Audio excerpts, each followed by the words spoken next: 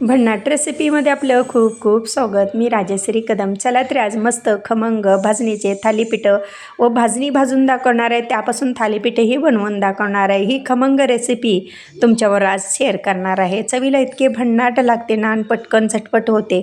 एकदा तुम्ही भाजणी भाजून ठेवलात तर ना पटकन करता येते. आणि माझा मन राहत नाही म्हणून मी एक बाईट घेते आणि मग तुमच्याशी पुन्हा एकदा गप्पा मारते.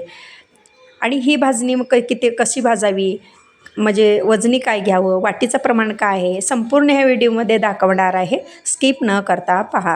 आणि 4 ते 5 महिने हे आरामात पीठ टिकतं. हे मी चक्कीतनं पीठ दळून आणलेलं आहे. घरघंटीतनं सुद्धा तुम्ही दळून घेऊ शकता. तर त्यासाठी साहित्य पाहूया. ज्वारी घेतलेलं आहे, हरभऱ्याची डाळ घेतलेली आहे, तांदूळ घेतलेला आहे, गहू घेतलेला आहे आणि इथं सालीसकट मूग घेतलेले आहे हिरवे, उडदाची डाळ घेतलेली आहे.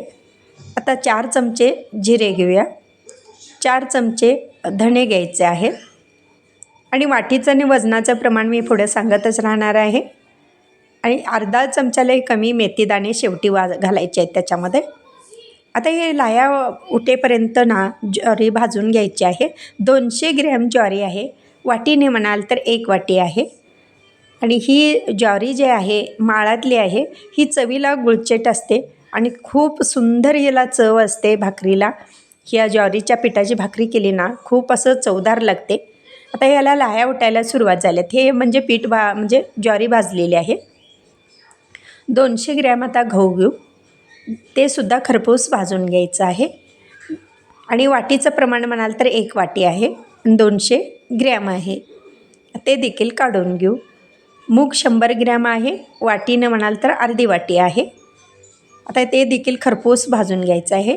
आणि ह्याची माहिती पूर्ण मी डिस्क्रिप्शन बॉक्समध्ये देणार आहेच, तिकडंसुद्धा तुम्ही पाहू शकता. आता हे भाजलेलं हे देखील काढून घेऊ. खरपूस भाजलेलं आहे. हरभरा डाळ 200 ग्रॅम आहे. वजनी म्हणाल तर 200 ग्रॅम, वाटीने म्हणाल तर 1 वाटी आहे. आता ते देखील खरपूस भाजून घ्यायचं आहे. खमंग थालीपीठ बनवायचे म्हटलं ना तर खरपूस भाजून घ्यायला पाहिजे.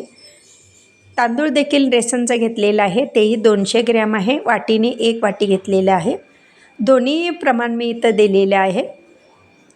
आता हे सुद्धा कलर चेंज होईपर्यंत भाजून घ्यायचं आहे. आता तांदूळ देखील भाजलेलं आहे. उडदाची डाळसुद्धा खरपूस भाजून घेऊ. आणि 100 ग्रॅम उडदाची डाळ आहे ही. वाटीने म्हणाल तर अर्धी वाटी आहे. आता डाळ देखील भाजलेली आहे पहा. आता हे सुद्धा काढून घेऊ. आणि भाजणीमध्ये जेवढं तुम्ही असं मिडियम गॅसवर भाजाल ना तितकी छान भाजणी भाजली जाते. अर्धा स्पून त्याच्यामध्ये मेथी घालू धण्यामध्ये आणि ते देखील भाजून घेऊ. जास्त मेथी नाही वापरायची, नाहीतर थालीपीठं कडू होतात.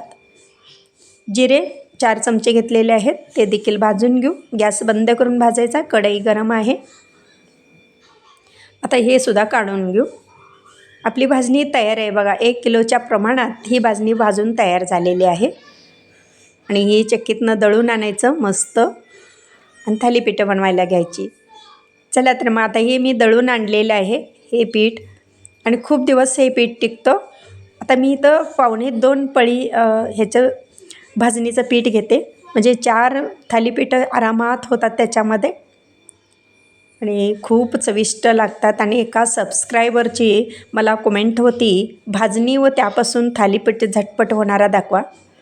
चवीपुरतं मीठ घालूया, अर्धा चमचा हळद. आता त्याच्यामध्ये मिरची, जिरं आणि भरपूर असा लसूण घालून ठेचून घेतलेला आहे ठेचा. कोथिंबीर घालूया आणि व्यवस्थित आता तो असं ओवा आहे ना चोळून घ्यायचा हातावरती, म्हणजे लवकर आपण जे अन्न खातो ते डायजेस्ट होतं. आणि असं पिठाला चोळून घ्यायचं आहे व्यवस्थित सगळीकडे. ते जे मिरचीचा ठेचा आहे ना तो व्यवस्थित पिठाला लागला जातो. आणि थोडं थोडं पाणी टाकून आता हे पीठ मळून घेऊ. आणि त्या सबस्क्रायबरनं मला कमेंट केली होती, तुम्ही भाजणी भाजून त्यापासून मला थालीपीठं दाखवा. तर मी आज ते दोन्ही दाखवलेलं आहे, नक्की पहा. आता हे पीठ मळून घ्यायचं आहे. तर पीठ मळून आपलं झालेलं आहे आणि मळून तुम्ही 1-5 मिनटं ठेवू शकता. आणि आता काय करायचं आहे, थालीपीठ आहे ना थापून घेऊ. असा पळपट घ्यायचा आणि पळपटावरती ओलं कापड घ्यायचं आहे आणि सगळीकडे पाण्यानं ते व्यवस्थित भिजवून घ्यायचं आहे ते कापड आणि त्याच्यावरती आपण आता गोळा ठेवायचा आणि थापून घ्यायचा आहे. पाण्याचा हात लावायचा आणि थापून घ्यायचं. म्हणजे तो जसं आपण पाण्याचा हात घेऊन थापतो ना, तो सगळीकडे पसरला जातो. मग अचानक तुम्हाला जर थालीपीठं बनवायचं म्हटलं ना, पटकन हे पीठ घेऊन तुम्ही थालीपीठं बनवू शकता. मग एखादा टिफिनमध्ये देऊ शकता किंवा मुलांच्या टिफिनमध्ये देऊ शकता. हे रेसिपी इतकं झटपट होते आणि खमंग तर होतेच होते. आणि मी एकदम असं कमी तेलामध्ये थालीपीठं बनवलेले आहेत. अशी छिद्र पाडली ना, आतपर्यंत तेल व्यवस्थित पोचलं जातं. झाकण ठेवायचं अर्धा मिनटं, ते हे करून घ्यायचं भाजून. अर्धा मिनटं झालेलं आहे. आता काढून घेऊ. थालीपीठ तयार, दोन्ही बाजूंनी भाजून तयार झालेलं आहे. दुसरा देखील असाच भाजून घेऊ. आणि गरमागरम हा थालीपीठ बघा, मग तुम्ही दह्याबरोबर खावा किंवा सुक्या भाजीवर खा, खूपच भारी लागतं. आता थोडंसं पाणी वरती कपड्यावर टाकलं ना, थालीपीठ त्या कपड्याला चिटकत नाही आणि मग तो आरामात तव्याला चिटकतो.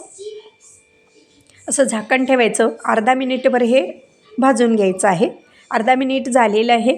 तर दुसरी बाजूसुद्धा आपण भाजून घ्यायची आहे असेच, म्हणजे खरपूस तो थालीपीठ छान बनतो.